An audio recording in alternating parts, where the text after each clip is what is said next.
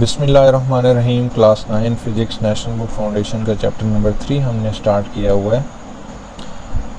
आज हम limitations of Newton's laws of motion को डिस्कस करेंगे। इससे पहले जो हमारे 3 लेक्चर्स थे उसमें हमने न्यूटन के 3 लॉज को डिस्कस किया था।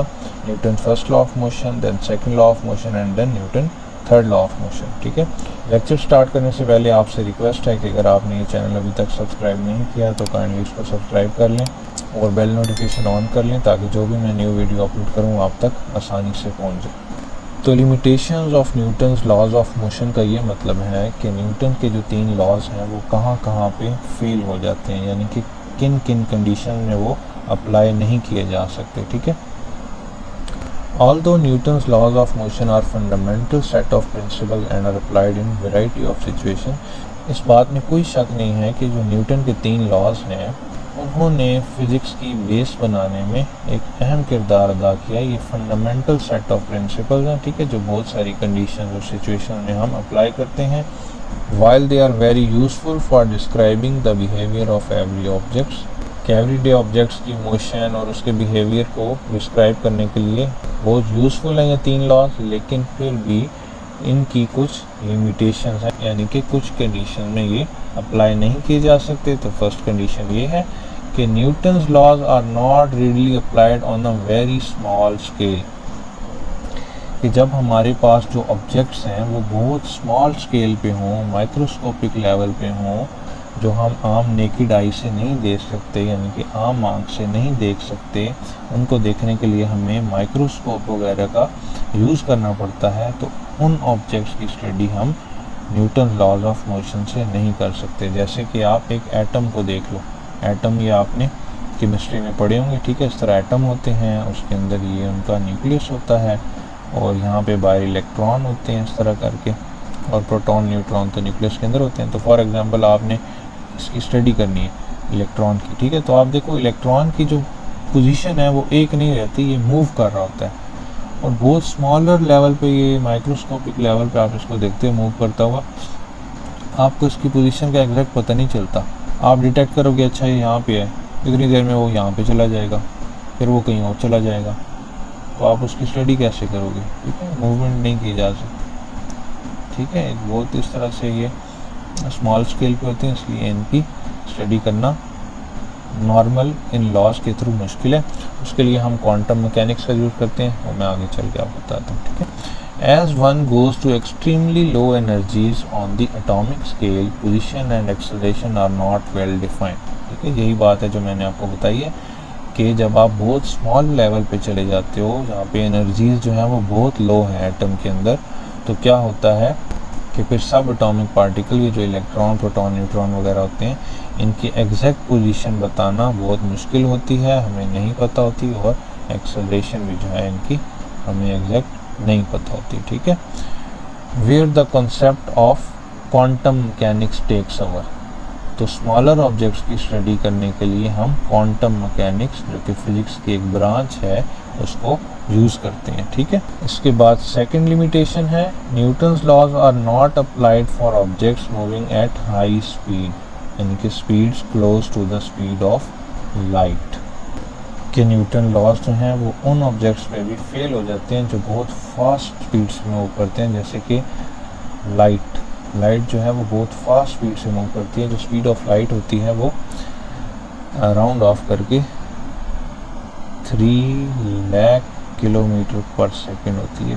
3 लाख किलोमीटर पर सेकंड, तो आप अंदाज़ा लगाएं कि 1 सेकंड में वो 3 लाख किलोमीटर ट्रैवल कर सकती है लाइट। तो वो ऑब्जेक्ट जो स्पीड ऑफ लाइट के बराबर या इसके आसपास की स्पीड से मूव करते हैं, उन ऑब्जेक्ट्स को भी हम स्टडी नहीं कर सकते न्यूटन थर्ड लॉज की मदद से, उन पे ये अप्लाई नहीं किए जा सकते। ठीक है, relativistic effects complicate the dynamics at high speeds and high energies. Relativistic effects जो हैं वो कुछ ऐसे इफेक्ट्स हैं, जैसे कि मैं आपको बता देता हूँ कि लेंथ कॉन्ट्रैक्शन, कि जब कोई भी ऑब्जेक्ट जो है वो हाई स्पीड पे मूव करता है तो क्या होता है, उसकी जो लेंथ है, ठीक है, वो क्या हो जाती है, कॉन्ट्रैक्ट अपीयर होती है, यानी कि उसकी लेंथ हमें छोटी हुई नज़र आती है। ठीक है। उसके बाद होता है टाइम डायलेशन, कि जो ऑब्जेक्ट्स बहुत फास्ट स्पीड से मूव कर रहे होते हैं, जैसे कि स्पीड ऑफ लाइट के बराबर मूव कर रहे होते हैं, तो क्या होता है कि उन ऑब्जेक्ट्स पे फिर टाइम स्लो गुजरता है as compare to object at rest. आपने बहुत एक मशहूर कहानी सुनी होगी, पता नहीं आपने सुनी है या नहीं, कि दो भाई थे, उनमें से क्या हुआ कि एक भाई स्पेसशिप पे बैठ के खला में चला गया, तो वो वापस जब आया तो उसने देखा कि जो भाई ज़मीन पे था वो बूढ़ा हो गया, और जो चांद पे गया हुआ था या स्पेसशिप में गया हुआ था वो जवान रहा। ठीक है। अब पता नहीं ये इस कहानी में कितना सच है कितना झूठ है, लेकिन एक कॉन्सेप्ट समझाने का एक तरीका है कि जब कोई ऑब्जेक्ट बहुत फास्ट स्पीड से मूव करता है तो फिर उस पर टाइम स्लो गुजरता है। इसी तरह से जब कोई ऑब्जेक्ट जो है वो बहुत फास्ट स्पीड से मूव करता है, जैसे कि स्पीड ऑफ लाइट, तो फिर क्या होता है, उस ऑब्जेक्ट का मास जो है वो इंक्रीज हो जाता है। तो ये कुछ रिलेटिविस्टिक इफ़ेक्ट्स इनको कहते हैं। ठीक है, फास्ट मूविंग ऑब्जेक्ट्स पे ये होते हैं। तो फिर ये क्या करते हैं, ये कॉम्प्लिकेट कर देते हैं सारी चीज़ों को, क्योंकि वो हाई स्पीड और हाई एनर्जीज के साथ मूव कर रही होती हैं। In such situations we would require to use relativistic mechanics.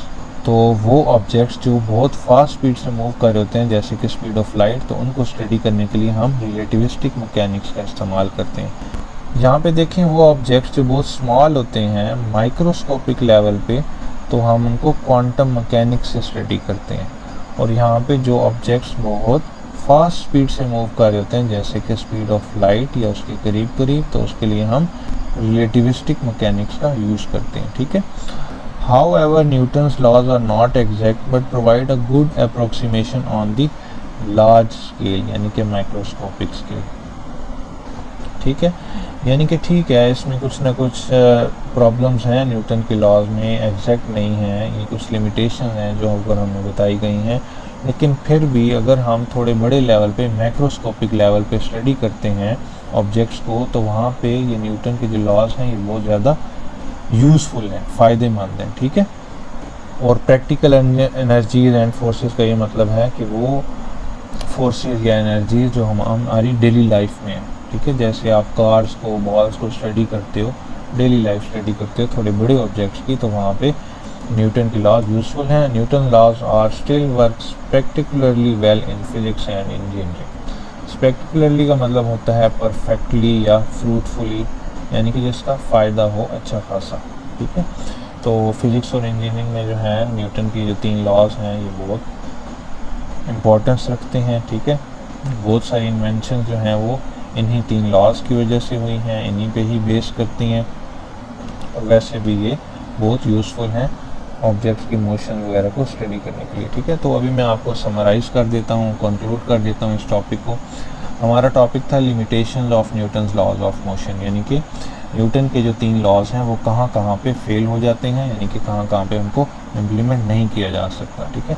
तो पहले नंबर पे ये बात है कि वो ऑब्जेक्ट्स जो बहुत छोटे होते हैं, स्मॉल स्केल के होते हैं, जैसे कि एटम्स वगैरह या सब एटॉमिक पार्टिकल, उन पे ये न्यूटन के लॉज इम्प्लीमेंट नहीं किए जा सकते, उनको इन लॉज के थ्रू स्टडी नहीं किया जा सकता, क्योंकि उनकी एग्जैक्ट पोजीशन और एक्सेलरेशन हमें नहीं पता होती। उसके लिए हम क्वांटम मैकेनिक्स का यूज़ करते हैं, जो कि फ़िज़िक्स की एक ब्रांच है स्मॉल स्केल ऑब्जेक्ट्स को स्टडी करने के लिए।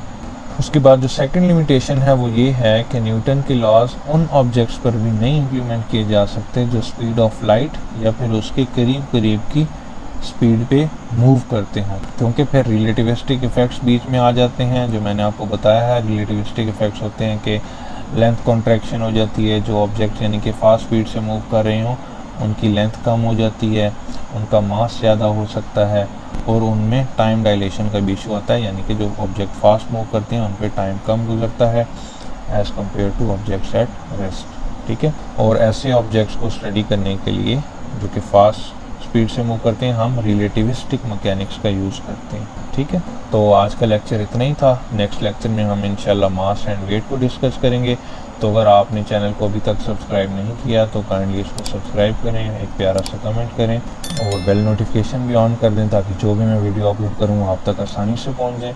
नेक्स्ट वीडियो में मिलते हैं, तब तक के लिए अल्लाह हाफिज़।